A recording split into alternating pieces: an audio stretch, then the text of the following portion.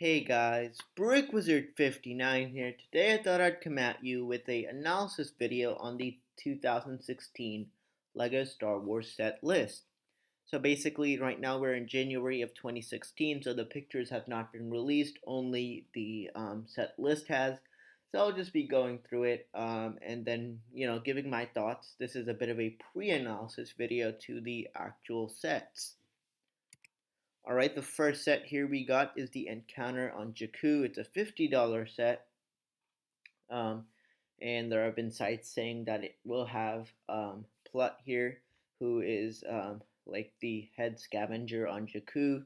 There'll also be one of those beasts um, with Rey and BB-8. So I think this is going to be a pretty interesting set. $50, so it should be a decently sized set. Um, I definitely like the Beast there. That would be a pretty cool build. And if you're making a Jakku mock, that's going to be pretty cool. Plus, Plutt will be very good for the if you're making a mock on the actual like a scavenger village on Jakku. So all in all, I think this will be a pretty good set. It's going to be a pretty interesting to see how Lego does this set, and it'll also be a interesting way to, of course, get Plutt. Next off, the Resistance X-Wing, $80, so it's going to be um, just like the orange and red one of Poe, except it's going to be, again, minifigure scale, and it's going to be blue and white. This is actually a set I would have thought that LEGO would release um, back in the 2015 Force Friday sets, and I would prefer if they released Poe's X-Wing fighter now in the 2016 summer sets, because I feel like at that time many people did not know Poe's X-Wing was a different color, and I think having it released now it would be a lot more popular. People would understand where the actual X-Wing is from, so I would definitely have preferred that. But I think it's going to be a pretty interesting build, pretty straightforward, just like the Pose one, except in different colors. Next one, a one I'm pretty excited about. This is Captain Rex's ATTE. It's going to be $100. And once again, you can see a few pictures here of how it's going to look. And I mean, I think this is going to be a pretty interesting set. I want to see how LEGO pulls it off.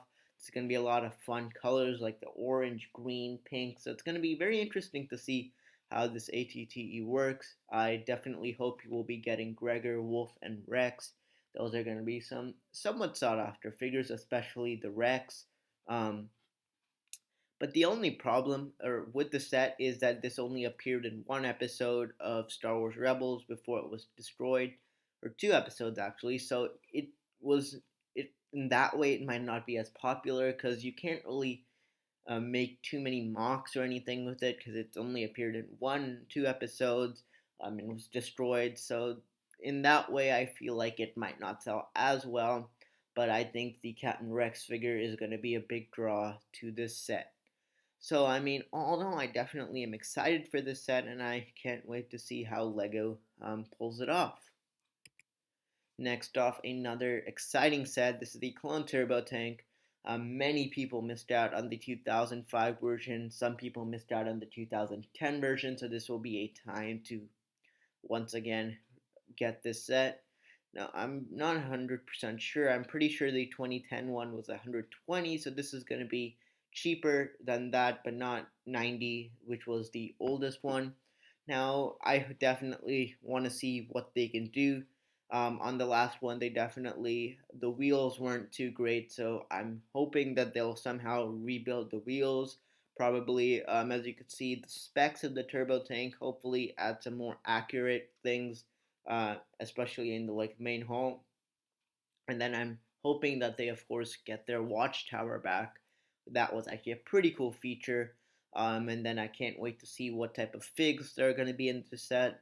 And I mean, the turbo tank is a pretty famous vehicle, so it's going to pretty much sell no matter what year it is, because it's a pretty sought after vehicle. So I think this is going to be a pretty interesting set. Definitely can't wait to see more. Next off, Darth Vader's TIE Advanced Fighter.